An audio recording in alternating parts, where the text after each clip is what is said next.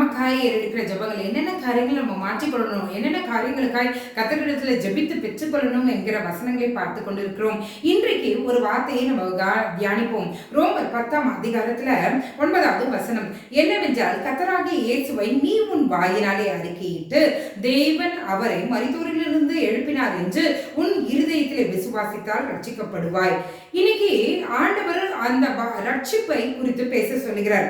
10வது வசனத்துல ரட்சிப்பு உண்டாக வாயினாலே அறிக்கை பண்ணப்படும். அப்படின்னா என்னன்னா, இன்னைக்கு ஆண்டவர் நம்ம இடத்துல அனுதின ரட்சிப்பு ஆண்டவர் எதிர்பார்க்கிறார். நாங்கெல்லாம் ரட்சிக்கப்பட்டிருக்கோம் அப்படின்னு நீங்க சொல்றீங்க. ரட்சிப்புனா என்ன? ஆண்டவர் எனக்காய் வந்தார், என்னுடைய பாவங்களுக்காக மரித்தார், எனக்காக உயிர்த்தார், எனக்காய் திரும்ப வரப்போகிறார் என்பதே ஆண்டவரை அறிந்து கொள்கிற அந்த ஒரு ரட்சிக்கிற அனுபவத்தை நம்ம பெற்றுக்கொள்கிறோம். இதை விசுவாசித்தாலே ரட்சிக்கிற அனுபவத்திலே நம்ம வருவோம். இதைதான் நம்ம வசனம் சொல்கிறது, உன் வாயினாலே அறிக்கையிட்டு. அப்படின்னா என்ன அர்த்தம்னா, ஆண்டவரே என்னுடைய பாவங்களுக்காக நீ மன்னிக்கிறே, என நீங்க தயவாய் மன்னி. தன் பாவங்களை மறைக்கிறவன் வாழ்வடைய மாட்டான், அவைகளை அறிக்கை செய்து விட்டு விடுகிறவனோ இரக்கம் பெறுவான். இன்றைக்கு ஆண்டவர் சொல்கிறார், நம்மளுடைய அனுதினமும் நம்மளுடைய பாவங்களை கர்த்தரிடத்தில் அறிக்கையிட்டு, ஆண்டவரே என் பாவத்துக்கு அல்லவா நீர் மரித்தீர், என் பாவத்துக்காக அல்லவா நீர் அடிக்கப்பட்டீர், ஆண்டவரே எனக்காய் எழுமினீரே, எனக்காய் திரும்ப வரப்போகிறீரே, என்னை நீர் நினைத்துக் கொள்ளும் ஆண்டவரே, நீர் எனக்கான தேவன், நீர் தான் உண்மையுள்ள தேவன் என்பதை ஒவ்வொரு மணித்துளியும் ஒவ்வொரு நாளும் நம்ம என்ன பண்ணணுமா, அந்த ரட்சிக்கப்படுகிற அனுபவத்துல வரணும். ஒவ்வொரு நாளும் கன்ஃபெஷன் இருக்கணும் ஆண்டவரிடத்துல. ஒவ்வொரு நாளும் நம்மளை குறித்து நம்ம ஆண்டவருக்குள்ள அந்த சால்வேஷன் இருக்கணும். அதாவது நமக்கு ஆண்டவருக்குள்ள நம்ம ரட்சிக்கப்படுகிற அனுபவத்துக்குள்ள நம்ம போகணுமா.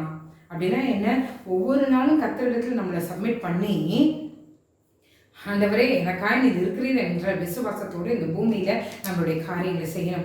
நம்ம ஆண்டவரிடத்துல ஒவ்வொரு நாளும் நம்மளுடைய பாவங்களை அறிக்கையிடுவோம். ஆண்டவர் அதை தான் விரும்புகிறார். நம்ம ரட்சிப்பு உண்டாக வாயினாலே அறிக்கை பண்ணப்படும். ரட்சிப்பு நம்ம என்னன்னா, ஆண்டவர் எனக்காக தான் மரிச்சார், என் பாவத்துக்காக தான் அவர் அடிக்கப்பட்டார், என் பாவத்துக்காக தான் அவர் சிலுவையில் அறையுண்டார், என் பாவத்துக்காக தான் அவர் நிர்வாணமாக்கப்பட்டார்.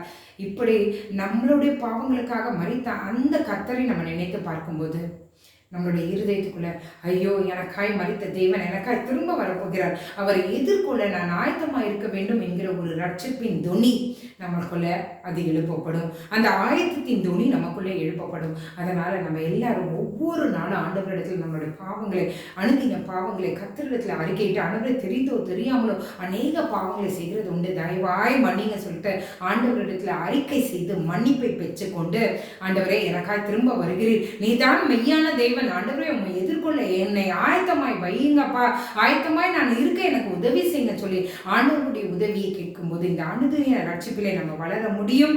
கர்த்தரை எதிர்கொள்ளவும் நம்மளால முடியும். திராணி உள்ளவர்களாய் கர்த்தர் நம்மை மாற்றுவாராக. ஜோமன்னாமே, அப்பா நீர் எங்களுக்காக வந்தீர் இந்த உலகத்துக்கு, நீர் எங்களுக்காய் மரித்தீர், நீ தேவனுடைய குமாரனாய் இருந்தாலும் ஆண்டவரே உம்முடைய சுகபோகங்கள் எல்லாவற்றையும் விட்டு மனிதனாய் எங்களுக்காய் இந்த பூமியிலே வந்தீர் ஆண்டவரே. எங்களுடைய பாவங்களுக்காக நீர் அடிக்கப்பட்டீர், எங்களுடைய பாவங்களுக்காக நீ நொறுக்கப்பட்டீர், எங்களுடைய பாவங்களுக்காக நீர் ஆண்டவரே நீர் ஆண்டவரே மற்றவர்களுடைய பேச்சுக்கு ஆளானீங்க ஆண்டவரே. எங்களுடைய பாவங்களினால நீ நிர்வாணத்தை ஆண்டவரே உங்களை நிர்வாணப்படுத்தினாங்க. எங்களுடைய பாவங்களினால ஆண்டவரே உங்களுடைய சதைகள் பிற்கப்பட்டது. எங்களுடைய பாவங்களினால நீ சிலுவையில் அறையப்பட்டீர் ஆண்டவரே. ஆனாலும் ஆண்டவரே எங்க மேல இருக்க அன்பனால ஆண்டவரே நீர் உயிரோடு எழுந்தீங்க ஆண்டவரே, எங்களுக்காக திரும்பி வர போறீங்க ஆண்டவரே. அப்பா உண்மை எதிர்கொள்ள ஆயத்தம் உள்ளவர்களால் ஆண்டவரே எதிர்கொள்ள ஆயத்தமுள்ளவர்களால் நீர் எங்களை வைங்க ஆண்டவரே. எங்களுடைய பாவங்களை தயவாய் மன்னிங்க, தெரிந்தோ தெரியாமலோ நாங்கள் செய்த பாவங்களை தயவாய் மன்னிங்க. எப்பொழுதும் ஆயத்தமா இருக்கிற ஜனங்களாய் எங்களை நீங்க வைங்கப்பா. நீங்க உங்களால மட்டும்தான் ஆண்டவரே, ஆவியானவரே உங்களால மட்டும்தான் எங்களை ஆயத்தமாய் வைக்க முடியும் ஆண்டவரே. எங்களுக்கு உதவி செய்யுங்க, விழித்திருக்க உதவி செய்யுங்க ஆண்டவரே. நீர் எங்களோடு எங்களை வழி நடத்துங்க. காலை எழுந்து உங்க நாமத்தை மகிமைப்படுத்த கிருபை செய்யுங்க. இயேசுவின் மூலம் ஜெபிக்கிறோம் நல்ல பரமபிதாவே. ஆமென், ஆமென், ஆமென். God bless you.